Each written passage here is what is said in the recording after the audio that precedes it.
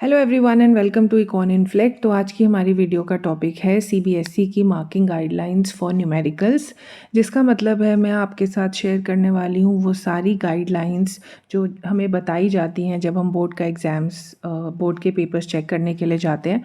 मैं पिछले काफ़ी साल से बोर्ड के पेपर्स चेक कर रही हूँ और काफ़ी सारी कॉमन मिस्टेक्स हैं जो बच्चों के पेपर्स में मैंने स्पेसिफिकली या हम as a group of examiners हमने ऑब्ज़र्व करी हैं एंड वही स्पेशली मैं आप लोगों तक पहुंचाने के लिए ये वीडियो बना रही हूँ so that you know as students आपको क्या क्या पॉइंट्स ध्यान में रखने चाहिए when you are solving a numerical. सबसे पहला क्वेश्चन जो बच्चों का आता है क्या मैम हमें फॉर्मूलाज लिखने हैं? डेफिनेटली फॉर्मूलाज लिखने हैं। सीबीएसई की ये फर्स्ट पॉइंट जो मैं यहाँ आपसे शेयर कर रही हूँ that is step by step marks. इसमें क्या है देखो, आप बोर्ड की खुद आप बोर्ड की मार्किंग स्कीम देखिए। इसके अंदर सबसे पहले जो है कैलकुलेट करना है डोमेस्टिक इनकम। डोमेस्टिक इनकम का फॉर्मूला की जगह पर इन्होंने यहाँ पे जो है उनकी प्लेसमेंट्स लिखी हुई हैं 1 2 4 3। फोर्थ नंबर पे जो है, सेकेंड नंबर पे जो है प्लस होगा या माइनस होगा एज पर द फॉर्मूला। आप फॉर्मूला लिखते हो, उसके बाद आप 1 2 5 की जगह पर या आप 1 2 5 लिख रहे हो, आपको इस पर्टिकुलर स्टेप के 1.5 नंबर मिल रहे हैं। So if you are only writing the formula, वो भी करेक्ट लिख रहे हो और आपको आगे मतलब अगर आप फॉर्मूला लिख रहे हो तो अगला स्टेप तो आप कर ही लोगे, but yes only if you are only writing the formula तो आपको 1.5 मार्क मिलेगा।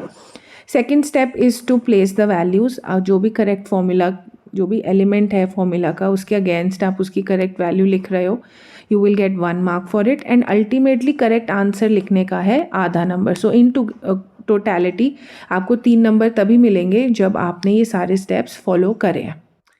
सेकेंड पॉइंट जो बहुत इंपॉर्टेंट है याद रखने के लिए वो ये है कि no marks to be deducted for the cumulative effect of an error, it should be penalise only once. इसका क्या मतलब है? सपोज आपने पिछले एग्जाम्पल में आपने डोमेस्टिक इनकम इनकरेक्टली निकाली और आपने डोमेस्टिक इनकम निकाली और आपका आंसर आ रहा है suppose say 2200 and the question also says to calculate national income. अब अगर आपको नेशनल इनकम कैलकुलेट करनी है तो you will use domestic income. तो आपने नेशनल इनकम का फॉर्मूला लिखा domestic income plus net factor income from abroad, right. अब आपने इनकरेक्ट डोमेस्टिक इनकम डाल दी विच इज़ 2200 प्लस जो भी है NFIA।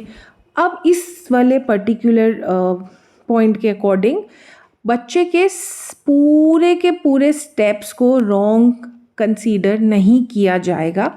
जहां उसने मिस्टेक कमिट करी 2200 लिखा तो उसको उस स्टेप तक के सही मार्क्स मिलेंगे, मतलब आधा नंबर यहाँ कट जाएगा क्योंकि उसने 2280 की जगह पर 2200 लिखा। So half mark gets deducted as per this marking की। उसके बाद जो अगला स्टेप था टू कैलकुलेट नेशनल इनकम, उसमें उस बच्चे ने फॉर्मूला तो सही लिखा लेकिन because of the wrong value उसका नेशनल इनकम का वैल्यू इनकरेक्ट आ रहा है। तो बच्चे के पूरे मार्क्स नहीं काटे जाने चाहिए, बच्चे को इस स्टेप का भी बेनिफिट मिलना चाहिए। So accordingly no marks should be deducted for the cumulative effect. पूरे के पूरे आंसर क्वेश्चन को गलत नहीं माना जाना चाहिए, जहाँ पे गलती है सिर्फ उसी स्टेप पे मार्क्स डिडक्ट होने चाहिए। So ultimately we have come to a conclusion. 2 बातें बच्चों को ध्यान रखनी है। नंबर 1, उन्हें हर क्वेश्चन न्यूमेरिकल क्वेश्चन में फॉर्मूला ज़रूर लिखना है। And number 2, her question numerical question को स्टेप बाय स्टेप सॉल्व करना है ताकि जहाँ तक के स्टेप्स वो सही जा रहे हैं एटलीस्ट वहाँ तक उन्हें वहाँ तक उन्हें करेक्ट मार्क्स दिए जाएँ और बाकी के ही रॉन्ग स्टेप्स उन्हें पिनलाइज किया जाए। एंड अगर अभी भी आपके कोई डाउट्स हैं related to numericals, so do let me know through the comment section. I'll try to answer them, and thank you so much for watching my video.